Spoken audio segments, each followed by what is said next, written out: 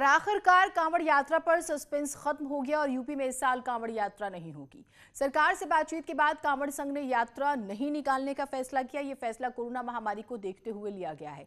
Supreme court ने UP सरकार से कांवड़ यात्रा को लेकर जवाब मांगा था, लेकिन उससे पहले ही कांवड़ संघ ने यात्रा न निकालने का ऐलान कर दिया। कोरोना संकट को देखते हुए उत्तराखंड के बाद यूपी में भी कांवड़ यात्रा को इस साल रद्द कर दिया गया है। सरकार से बातचीत के बाद कांवड़ संघ ने यात्रा नहीं निकालने का फैसला लिया है।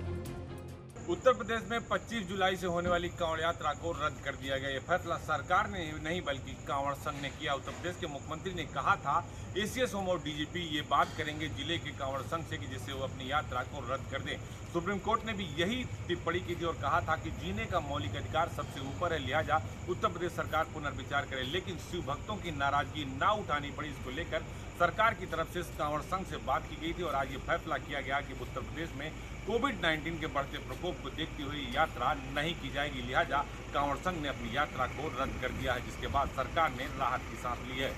हालांकि पहले सांकेतिक रूप से कांवड़ यात्रा करने की बात चल रही थी, जिसको लेकर अखिल भारतीय अखाड़ा परिषद ने भी अपील की थी कि कोरोना की तीसरी लहर की संभावनाओं के बीच शिव भक्त अपने घरों में और गाँव के शिवालयों में ही जलाभिषेक करें।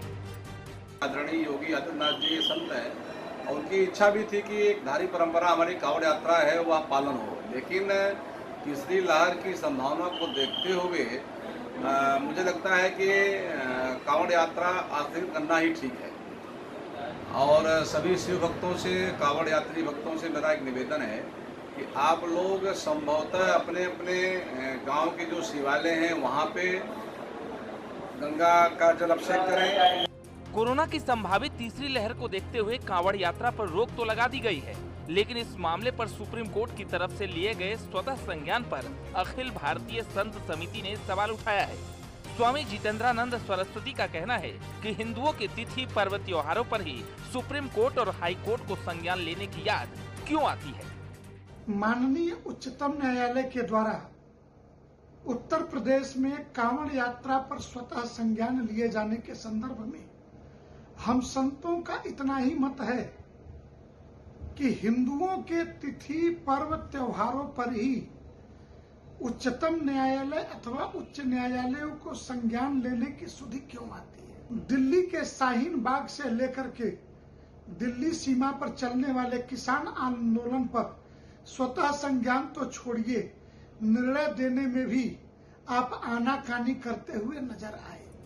दरअसल कोरोना संकट को देखते हुए इस बार उत्तराखंड सरकार ने कांवड़ यात्रा पर पहले ही रोक लगा दी थी। दरअसल कोरोना संकट को देखते हुए इस बार भी उत्तराखंड सरकार ने कांवड़ यात्रा पर पहले ही रोक लगा दी है।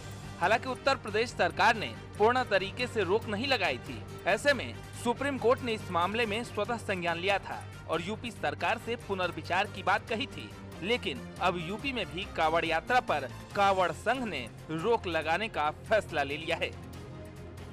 Bureau report, news 18।